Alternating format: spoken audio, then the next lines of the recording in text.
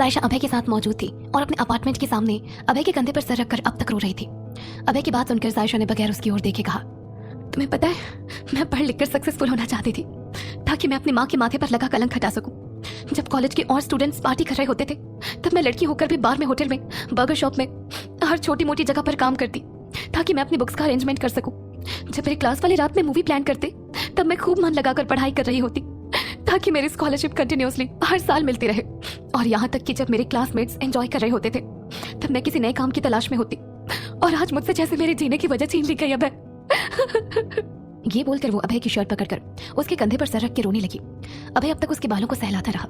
उसकी कई हर बात अभय के कानों से होकर उसके दिल तक पहुंच रही थी और ना जाने क्यों से सायशा को दर्द में देखकर तकलीफ पहुंच रही थी। सायशा ने आगे अपनी बात कंटिन्यू करते हुए कहा, अब तुम जानना चाहोगे मेरे साथ क्या हुआ? अभय ने धीरे से कहा, हाँ, इतना कुछ बता दिया है तो वो भी बता दो। सायशा ने कहा, आज मिसेस सक्सेना ने मुझे सिर्फ डेमो एग्जाम से ही नहीं बल्कि यूनिवर्सिटी से भी रस्टिकेट कर दिया है। मेरे सपनों को कुचल कर रख दिया। अब मेरे पास मेरी लाइफ का मकसद ही खत्म हो गया। ये बोलकर वो फिर से रोने लगी। अभय ने कहा, वो ऐसा कैसे कर सकती है? सायशा ने जवाब दिया, अगर मैं किसी एग्जाम में फेल हो गई होती या डिस्क्वालीफाई हुई होती और मुझे रस्टिकेट किया जाता तो मुझे जरा भी तकलीफ नहीं होती, लेकिन मुझे सिर्फ इसीलिए निकाल दिया गया क्योंकि मैं किसी समय में नमन से अंधा प्यार करती थी और मैं मिसेस सक्सेना की तरह किसी रिच फैमिली से बिलोंग नहीं करती थी। मैं अनाथ हूँ, बस इसीलिए उन्होंने मेरे सपने रौंद कर रख दिए। अभय बड़े गौर से उसके हर एक अल्फाज को सुन रहा था। उसने आगे अपनी बात कंटिन्यू करते हुए कहा, ये सारे पैसे वाले एक जैसे होते हैं। उन्हें लगता है कि पैसों से वो किसी भी इंसान को खरीद सकते हैं, किसी भी इंसान के सपने को रौंद सकते हैं, किसी का भी दिल तोड़ सकते हैं। फिर कुछ सोचकर सायशा ने एक झटके में खुद को अभय से दूर कर लिया और उसकी आंखों में आंखें डालकर देखने लगी। उसकी काजल से सनी आंखें आंसुओं से भीगी हुई थी। अभय को उसका ऐसा करना अजीब लगा। अभय ने हैरान होकर कहा, क्या बात है सायशा, तुम अचानक? वो आगे अपनी बात पूरी कर पाता उसके पहले ही सायशा बोल पड़ी, मैं ये कैसे भूल गई कि तुम भी एक पैसे वाले हो।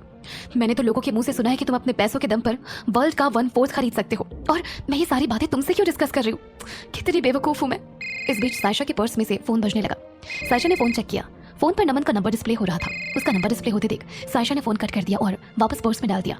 अभय ने सायशा की ओर देखकर कहा, मैं तुम्हें कितनी इंटेलिजेंट लड़की समझता था, लेकिन तुम तो उतनी ही बेवकूफ निकली।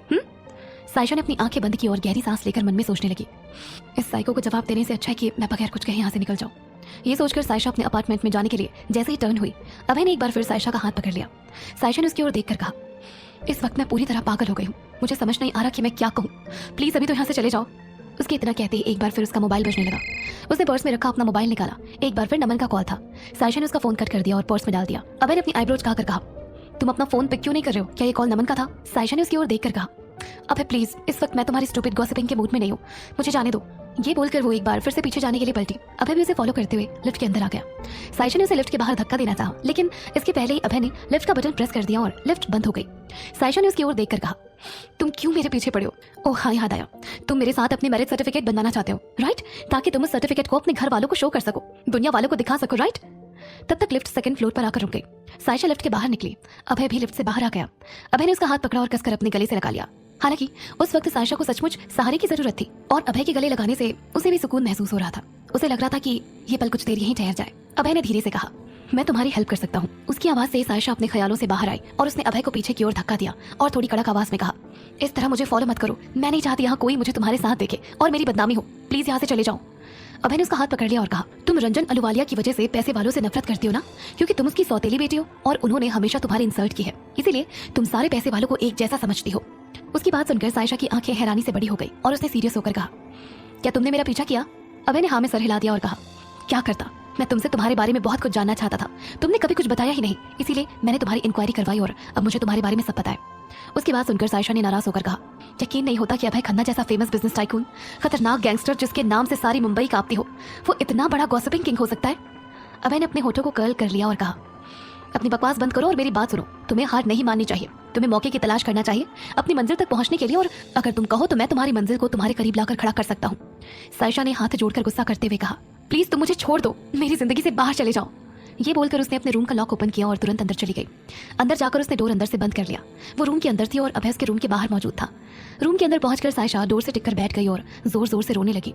उसकी आवाज अभय तक पहुंच रही थी। अभय ने डोर नॉक किया और कहा, तुम मेरे बारे में चाहे जो भी सोचो, लेकिन मैं तुम्हें हमेशा खुश देखना चाहता हूँ। तुम्हारे और मेरे बीच हमेशा एक फोन कॉल का डिस्टेंस रहेगा। तुम जब भी कॉल करोगे अभय खन्ना तुम्हारे लिए मौजूद होगा। ये सोचकर अभय दरवाजे के बाहर मौजूद था और वो सोच रहा था, अगर इस लड़की की जगह और कोई होती तो मुझसे मदद मांगती, लेकिन सचमुच ये लड़की और लड़कियों से अलग है। और उधर सायशा अपने घुटनों पर अपना सर रखकर रो रही थी। अभय ने एक बार फिर डोर नॉक किया और कहा, मैं जा रहा हूँ। रूम के अंदर बैठी सायशा अभय के कदमों की आहट सुन पा रही थी। कुछ देर बाद वो श्योर हो गई कि अभय वहां से जा चुका है। सायशा अब तक अपने घुटनों पर सिर टिकाए रो रही थी कि तभी एक बार फिर उसका मोबाइल बजा। कुछ सोचकर सायशा ने फोन रिसीव कर लिया। दूसरी ओर से नमन की आवाज आई, सायशा तुम इस वक्त कहाँ हो? मैं तुमसे मिलना चाहता हूँ। मुझे अभी सब पता चला है। I want to meet you.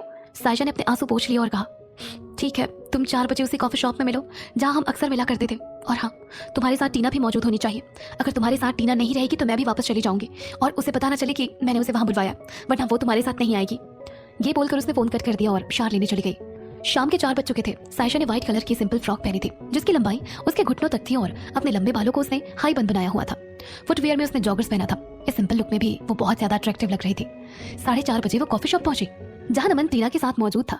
टीना के चेहरे पर खुशी के भाव थे और सामने सायशा को देखकर उसके चेहरे की खुशी हैरानी में बदल गई। टीना ने हैरान होकर नमन की ओर देखा और वो समझ गई कि नमन उसे लेकर सायशा से मिलने आया हुआ है। टीना की ओर देखकर सायशा ने कोई भाव नहीं दिया और वो उनके सामने रखी चेयर पर बैठ गई और उसने 3 कप कॉफी ऑर्डर की। कुछ देर बाद उनका ऑर्डर उनके टेबल पर आ गया। इस बीच वहां उनके टेबल पर पिन ड्रॉप साइलेंस था। सायशा ने कॉफी का कप उठाया और 2 सिप्स पीने के बाद कप वापस टेबल पर रख दिया। फिर उसने टीना की ओर देखकर कहा, क्या तुम्हें पता है आज यूनिवर्सिटी में मेरा फर्स्ट लेक्चर होना था? कल तक शॉर्ट लिस्ट में मेरा नाम भी मेंशन था, लेकिन आज मेरे नाम की जगह वहां तुम्हारा नाम था और मुझे पता है कि ये काम तुमने जानबूझकर करवाया है। उसकी बात सुनकर टीना ने तुरंत अपने चेहरे पर नकली मासूमियत लाकर कहा, सायशा मुझे पता है कि तुम मुझसे बहुत नफरत करती हो और वापस नमन की जिंदगी में लौट कर आना चाहती हो, इसीलिए तुम ये सारी बकवास कर रही हो ना? मैंने जानबूझकर कुछ भी नहीं किया है। ये बोलकर उसने नमन की ओर देखा और उसका हाथ पकड़ लिया। सायशा के चेहरे पर तिरछी स्माइल आ गई और उसने कहा, तो फिर मेरी लिस्ट में मेरे नाम की जगह तुम्हारा नाम कैसे आया? टीना ने सपाट लहजे में कहा, वो तो सक्सेना मैडम ने मुझसे कहा था कि मैं तुम्हें रिप्लेस कर दूं। मैंने ऐसा करने से मना भी किया था। फिर उन्होंने कहा कि अगर मैं ऐसा नहीं करूंगी तो मुझे नमन की लाइफ से दूर हटना पड़ेगा। बस नमन को पाने के लिए मैंने ऐसा किया। ये बोलकर टीना ने नमन के कंधे पर हाथ रख दिया। सायशा के चेहरे पर स्माइल थी और उसने कहा, तो क्या तुम ये बात मिसेस सक्सेना के सामने कह सकती हो? तब मैं तुम्हारी बात पर यकीन करूंगी। उनकी बात सुनकर टीना के पैरों तले जमीन खिसक गई और उसने हड़बड़ाकर कहा, तो तुम मुझसे क्या चाहती हो? देखो अपना ये नाटक यहीं खत्म कर दो। समझ में आया तुम्हें? सायशा ने उसकी ओर देखकर कहा, तुम बहुत झूठ बोलती हो। फिर उसने नमन को देखकर कहा, नमन, इस लड़की के लिए तुमने मुझे धोखा दिया था। नमन ने नाराज होकर टीना की ओर देखा और कहा, अगर तुम सच कह रही हो तो मॉम के आगे जाने से क्यों घबरा रही हो? जाओ और मॉम के सामने जाकर अपनी बात कहो। उसकी बात सुनकर टीना बिल्कुल चुप हो गई और उसने अपना सर नीचे की ओर झुका लिया। सायशा ने नमन की ओर देखकर कहा, मैंने तुम्हें भीख में टीना को दे दिया था, लेकिन अब मैं तुम्हें उससे वापस ले रही हूँ। ये बोलकर उसने नमन का हाथ पकड़ लिया और कॉफी शॉप के बाहर निकलने लगी। नमन उसकी बात सुनकर बहुत खुश था और वो भी बगैर कुछ कहे सायशा के साथ कॉफी शॉप से बाहर निकल आया। उसे इस तरह खुद से दूर जाते देख टीना भागकर बाहर निकली और उसने नमन का हाथ पकड़ लिया और सायशा की ओर देखकर कहा, तुम ऐसा नहीं कर सकती। मेरे पेट में नमन की निशानी है और तुम इस तरह मुझे परेशान नहीं कर सकती। सायशा ने उसकी ओर देखा और उसे थप्पड़ लगाने के लिए अपना हाथ उठाया। टीना खुद को मुश्किल में देखकर कॉफी शॉप की सीढ़ियों से जानबूझकर फिसल गई और पलटते हुए लगभग 20-25 सीढ़ियों से नीचे आ गिरी। नमन ने सायशा की ओर देखकर कहा, ये तुमने क्या किया? ये बोलकर नमन सीढ़ियों से दौड़ते हुए टीना के पास पहुंचा।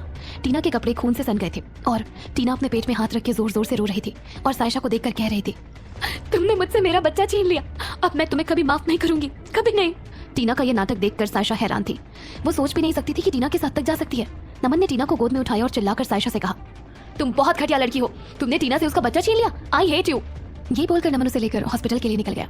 उसके वहां से जाने के बाद सायशा खुद को टीना के जाल में फंसा हुआ महसूस करने लगी। फिर उसे अभय की कही बात याद आई, कभी मुश्किल के सामने घुटने नहीं टेकने चाहिए। सायशा ने खुद से बात करते हुए कहा, टीना लड़कियों के नाम पर तो कलंक थी ही, लेकिन आज वो माँ के नाम पर भी कलंक हो गई है। उसने अपने हाथ से जानबूझकर कोई माँ अपने बच्चे की जान कैसे ले सकती है? हे माता रानी, उस बच्चे की रक्षा करना। उधर टीना नमन के साथ हॉस्पिटल के जनरल वार्ड में मौजूद थी। नमन बेड के पास रखी चेयर पर चुपचाप बैठा हुआ था और टीना अपने पेट पर हाथ रखकर रोती हुई कह रही थी, नमन, अगर आज इस बच्चे को कुछ हुआ ना तो तुम कभी सायशा की शक्ल भी नहीं देखोगे। तुम्हें तुम्हारे बच्चे की कसम। वो अपनी बात कह रही थी कि तभी वहां सायशा पहुंची। उसके हाथ में फ्लावर बुके था। सायशा को वहां देखकर टीना ने जोर से चिल्लाकर कहा, सायशा, मैं तुम्हारी शक्ल भी नहीं देखना चाहती। इसके पहले मैं पुलिस को कॉल करूं, दूर हट जा मेरी नजरों से। ये बोलकर टीना जोर जोर से चिल्ला कर रोने लगी। सायशा ने बुके टीना के पास रखे टेबल पर रख दिया और नमन की ओर देखकर सपाट लहजे में कहा, मैं टीना से अकेले में कुछ बात करना चाहती हूँ। नमन ने नाराज होकर कहा, कोई जरूरत नहीं है। सायशा ने कहा, please Naman, try to understand. अगर आज मैंने टीना से बात नहीं की तो तुम लाइफ टाइम पछताओगे। नमन ने उसकी आंखों को गौर से देखा। सायशा ने उसे कुछ इशारा किया। नमन बगैर कुछ कहे रूम से बाहर निकल गया। सायशा ने टीना को घूर कर देखा। क्या कहानी कोई नया मोड़ लेने वाली है? क्या होगा आगे? जानने के लिए सुनते रहिए पॉकेट एफएम।